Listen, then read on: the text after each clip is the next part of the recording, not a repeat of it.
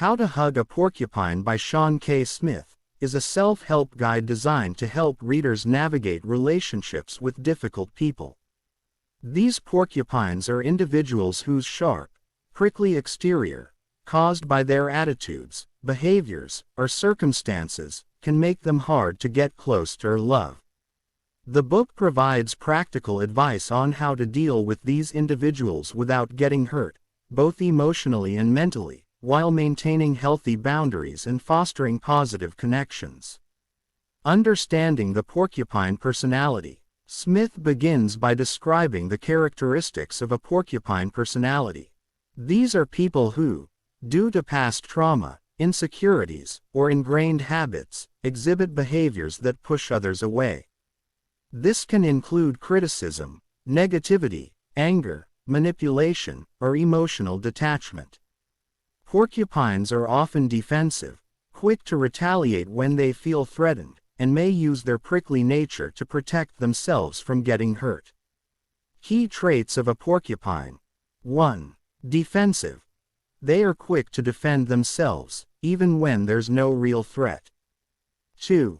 Critical. They tend to find fault in others, often to deflect attention from their own shortcomings. 3. Manipulative. Some porcupines may use guilt, shame, or other tactics to manipulate those around them. 4. Negative. They often have a pessimistic outlook, which can be draining for those around them. 5. Emotionally distant. Porcupines may keep people at arm's length, avoiding vulnerability and intimacy. Smith emphasizes that understanding these traits is the first step toward effectively dealing with difficult people. Recognizing that their behavior is often a defense mechanism can help in responding with empathy rather than frustration. The impact of porcupines on relationships. Smith delves into the impact that porcupines can have on relationships. Whether it's a romantic partner, family member, friend, or colleague, dealing with a difficult person can lead to stress, anxiety, and even burnout. The constant need to navigate their prickly behavior can take a toll on one's emotional well-being, often leading to feelings of helplessness or resentment. Common effects on relationships. Emotional exhaustion. Constantly dealing with negativity or manipulation can drain emotional resources. Low self-esteem. Porcupine's critical nature can lead to self-doubt and diminished confidence. Isolation. People may start avoiding the difficult person, leading to a breakdown in communication and connection. Stress and anxiety. The unpredictability of a porcupine's behavior can create a tense, stressful environment. Smith stresses the importance of recognizing these effects and taking steps to protect one's mental health while still maintaining a relationship with the difficult person. Strategies for dealing with porcupines. Smith offers a range of strategies for dealing with porcupines, emphasizing the importance of self-care, clear communication, and maintaining healthy boundaries. The goal is not to change the difficult person, but to change how one responds to them. 1. Set clear boundaries. One of the most effective ways to deal with a porcupine is to set clear, firm boundaries. This means being clear about what behavior is acceptable and what isn't. It's important to communicate these boundaries calmly and assertively, without being confrontational. For example, if a porcupine is prone to outbursts of anger, it might be necessary to set a boundary that such behavior is not acceptable and will result in ending the conversation. 2. Practice emotional detachment. Emotional detachment doesn't mean being cold or indifferent, but rather not allowing oneself to be emotionally manipulated by the porcupine. Smith suggests practicing mindfulness and self-awareness to recognize when one is being drawn into a negative emotional cycle and taking a step back to regain perspective. 3. Choose your battles. Not every issue with a porcupine needs to be addressed. Smith advises picking battles wisely and focusing on the most important issues. This helps in conserving emotional energy and avoiding unnecessary conflict. If a porcupine is nitpicking over trivial matters, it might be best to let it go rather than engage in a futile argument.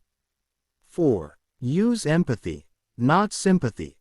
Empathy allows one to understand the porcupine's perspective without necessarily agreeing with it or excusing their behavior.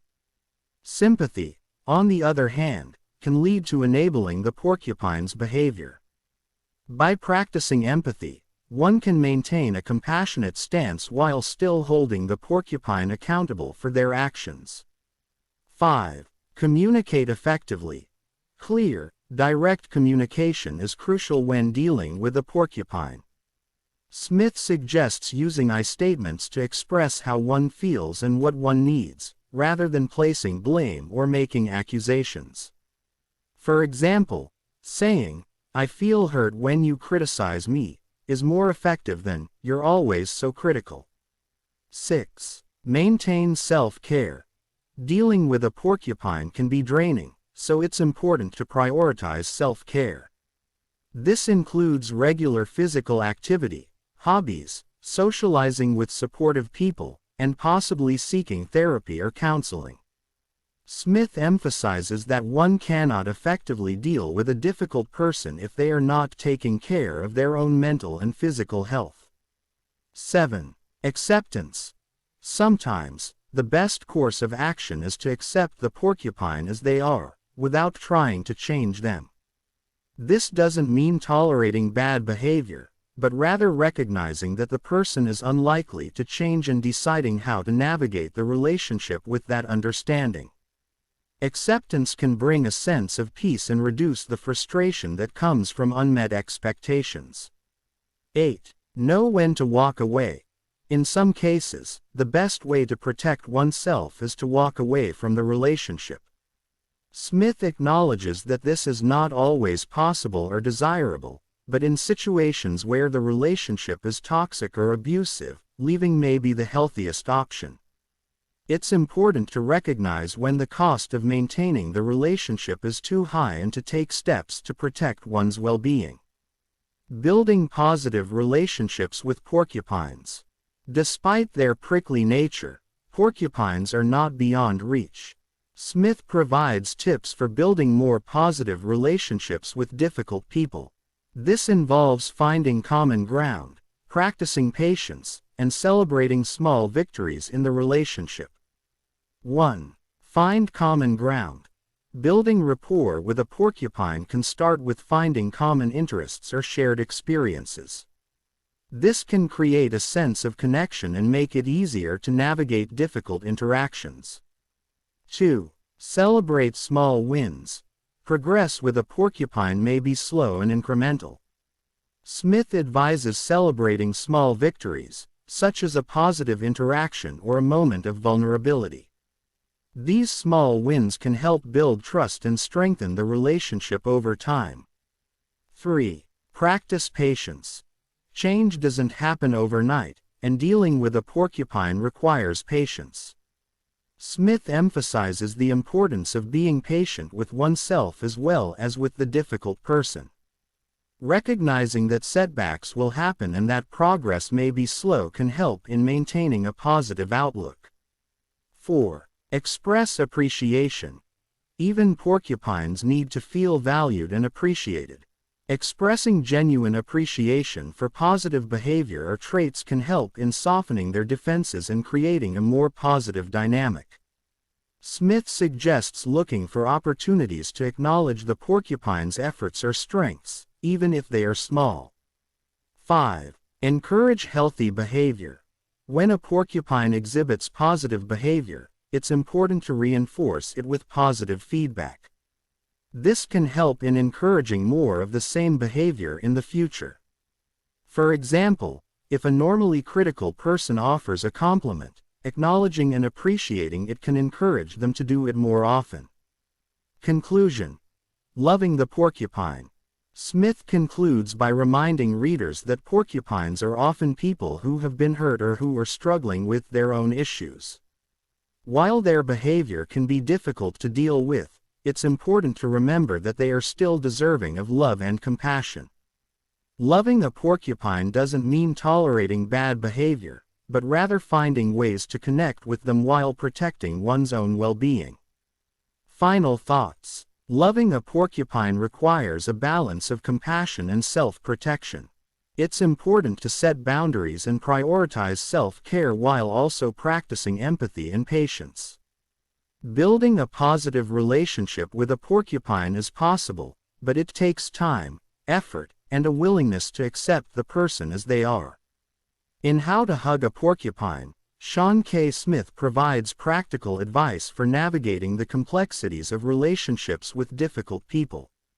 By understanding the porcupine's behavior, setting boundaries, and practicing empathy, it's possible to build more positive and healthy relationships, even with those who seem the most challenging.